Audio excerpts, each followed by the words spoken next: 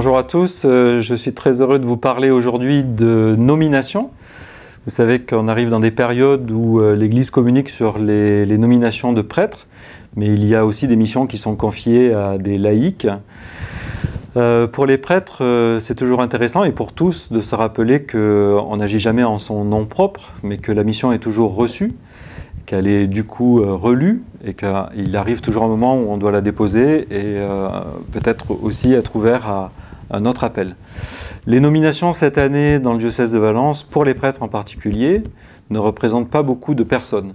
Il n'y aura pas beaucoup de mouvements de prêtres. On oscille toujours dans les nominations entre le fait de pouvoir un peu durer dans un lieu, parce que quand on change tout le temps, eh bien, on a un peu du mal à connaître les personnes et à structurer une action un peu dans la durée. Et en même temps, il arrive toujours un moment où c'est bon, et pour le prêtre et pour la paroisse, de vivre une nouveauté. Ça permet de se déployer aussi autrement, de cultiver d'autres talents, et puis surtout de redéposer sa mission, de se redire ce qu'est l'Église, ce qu'est un prêtre, ce qu'est un baptisé, une communauté paroissiale. Voilà. Donc cette année, peu de mouvements, mais la grande nouveauté, c'est qu'il y a un nouveau statut qui va régir le statut des curés. Peut-être il faut faire un peu d'histoire. Ces 20 dernières années, on a été très sensible à la modification du travail des prêtres. Petit à petit, les prêtres ont reçu en charge toujours plus de paroisses. 1, 2, 3, 4, 5 paroisses. Et c'était des équipes de prêtres qui avaient la charge de ces paroisses. Il y avait un grand souci des évêques successifs, c'était que les prêtres ne soient pas seuls. Il s'agit de fraternité, d'amitié, mais surtout d'émulation et de travailler en équipe. Ainsi, dans notre diocèse, l'organisation du travail des prêtres était systématiquement par équipe de prêtres qui avaient en charge 2, 3, 4, 5 paroisses. C'est un mode de fonctionnement qui a été quasiment systématisé sur l'ensemble du diocèse et qui donnait lieu donc à des équipes curiales, des prêtres qui étaient curés in solidum et qui portaient à plusieurs la charge.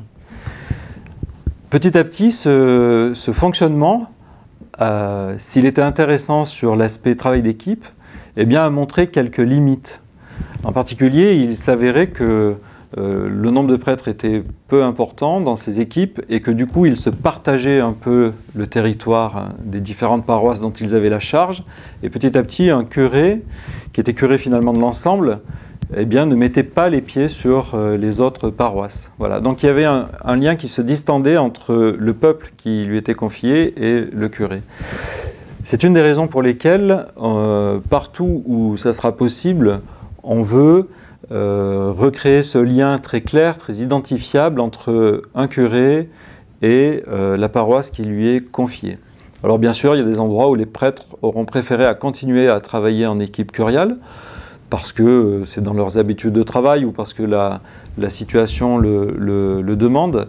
Mais il y aura un petit peu plus de visibilité pour savoir sur une paroisse qui est son curé. On n'aura pas en face une équipe de curés forcément, mais une personne bien identifiée. Pourquoi le changement aussi? C'est parce que notre évêque a beaucoup parcouru le terrain et dans la conduite pastorale des paroisses, il s'est aperçu aussi qu'il y avait un problème qui était peut-être lié aux générations et qu'il fallait rentrer progressivement dans le ministère.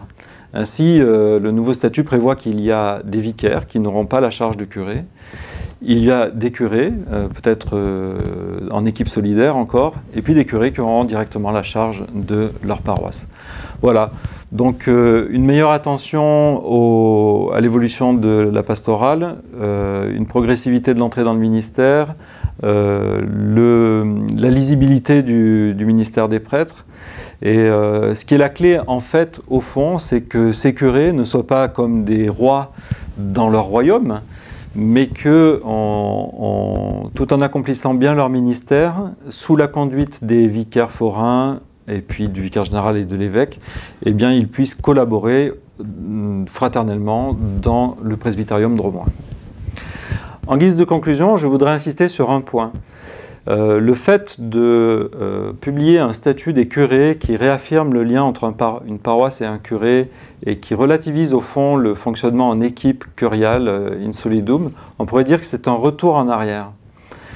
Au fond, il me semble qu'il y a un autre enjeu, c'est que chaque curé, dans sa paroisse, soit au meilleur de sa vocation et de son service, qu'il collabore avec les baptisés qui ont pleinement leurs responsabilités dans l'Église. Et au fond, je pense que si chacun peut mieux être ce qu'il est et collabore, ça sera l'occasion de se renouveler dans la collaboration et dans le travail. Donc vers une Église un petit peu plus synodale, comme l'a souhaité notre synode et comme en parle souvent le pape François.